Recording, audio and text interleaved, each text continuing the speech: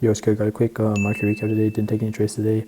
So I was going to go over what I saw in the markets. It's getting to the end of the year, so we're not really expecting anything to happen. New Year's is coming up soon as well. So, it's not like that hyped to take anything. So, I still got up this morning. Last week I barely got up, but like this week, Wednesday, Thursday, probably won't get up because I got New Year's Eve and then like New Year's Day and stuff like that.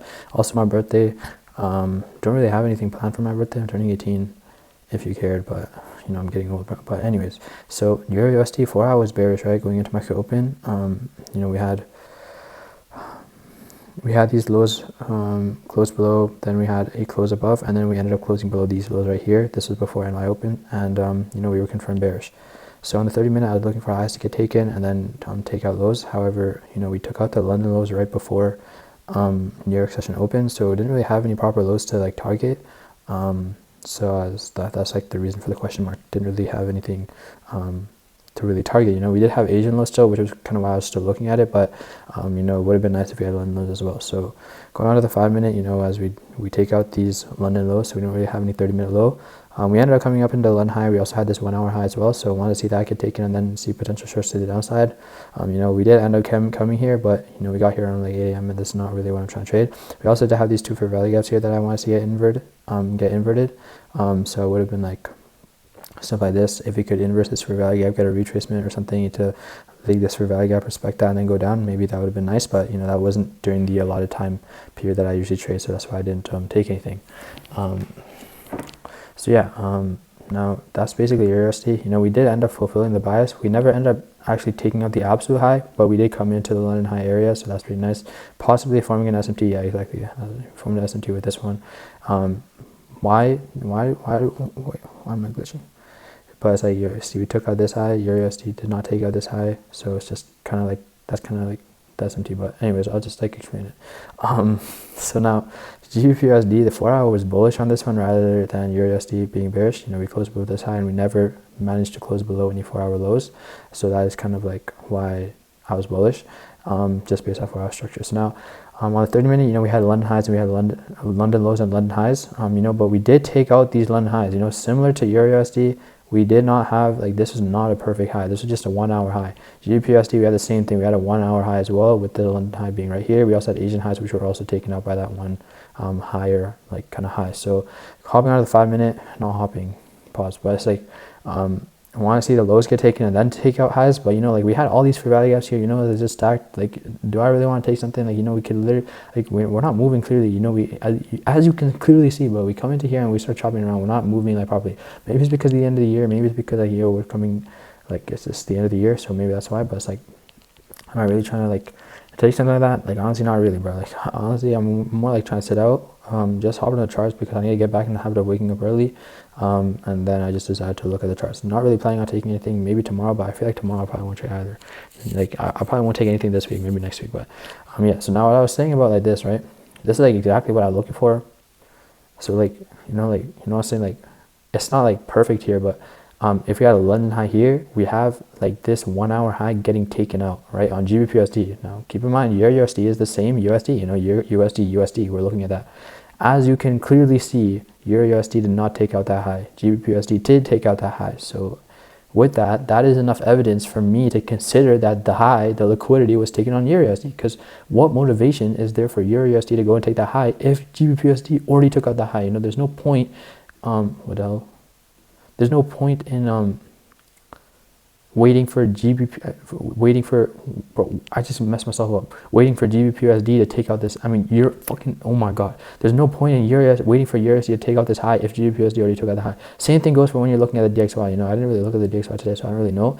But that's kind of what I mean by like looking for SMT. That's just like kind of how I take it. That's how I use that confidence. We came into this region. Like, sure, that's like what I used to base it off. I was like, shit, like magical region, like, yo, we could come into here and then shit, there's going to be a reaction. But honestly, now, like, if we come into this region, I'm expecting at least one of them to come and take out the high, because if there's not, then there's no point really in taking the trade. This is like some magical area. It's not going to always work, and the reason it worked in this case was because GBP/USD clearly took out that high, and then USD had a reaction after that. Like I said, USD did not take out the high. GBP/USD did take out the high, so that's kind of why USD would have been enough confidence to go short. It kind of has like more selling power.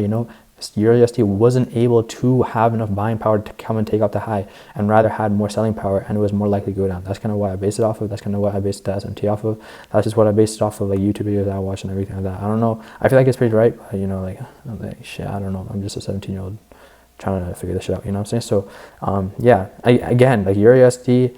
And GBPUSD, that's kind of what I was looking for. And you know, I would have been able to use GBPUSD as confluence, even though I was not planning to take something on EURUSD. I mean, oh my freaking god, I could use GBPUSD as confluence even when I'm not planning on taking it, because this is opposite of bias. You know, this is opposite of bias.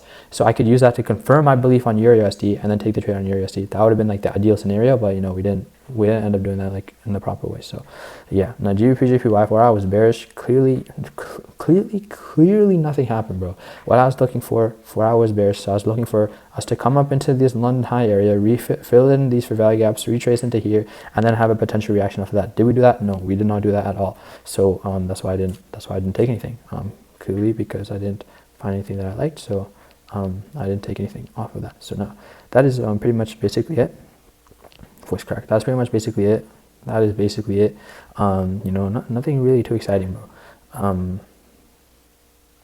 Yeah, that's pretty much it, bro. I got my chem exam back. I finished chem 101 with a 90. Am I happy with that? I feel like I could have done better. I'm not too mad about it, but you know, it happens, bro. Like I think I did pretty decent on my other classes. I didn't get a single A plus though, which I'm kind of bummed out about. But you know, an A and an A plus are still a 4.0. So I'm still like at a 4.0. Actually, no, I got an A minus in biology. But you know, it's alright, bro. It's like, you know, I tried my best. I got absolutely like bent over on my lab exam for bio, and that's what kind of cooked my grade. You know, other than that, on my lecture portion, I got really high marks on that.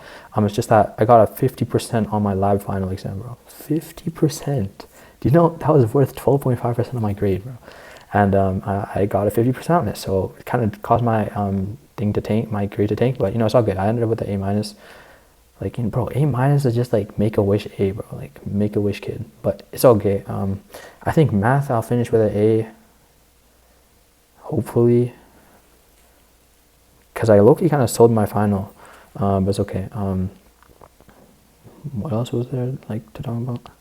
Stats. I think I got an A. According to the calculator, but you know, I don't even know. My grades aren't even posted, bro. Next semester starting soon. My birthday's coming up soon. Not that I care too much about my birthday. I don't know. I just, bro, like, I don't know. People say I should care more about my birthday, but it's like, I don't know. When I was a kid, like, my parents, like, I don't know, they kind of conditioned me to thinking my birthday was kind of like a normal day. So I kind of think of it like that. Not that I'm mad at them, but you know, I just, I don't know. Like, I'm 18, bro. Like, I want to get a tattoo though. Tattoo would be pretty cool. Something like on my collarbone here, because I feel like my shoulders are pretty broad and I feel like they don't grow anymore. Like, I would get one on my shoulder, but I feel like my shoulders are still growing, so I don't really want to like stretch it out. But I think I'll get one right here. I don't even know what I want to say, but I kind of want to say something like I don't know, like 1% plus 1%. Like, it sounds cringy, but like, bro, it's just how I live my life, bro. Something like that. But anyways, that's pretty much it. I'll see you in the next video. Goodbye.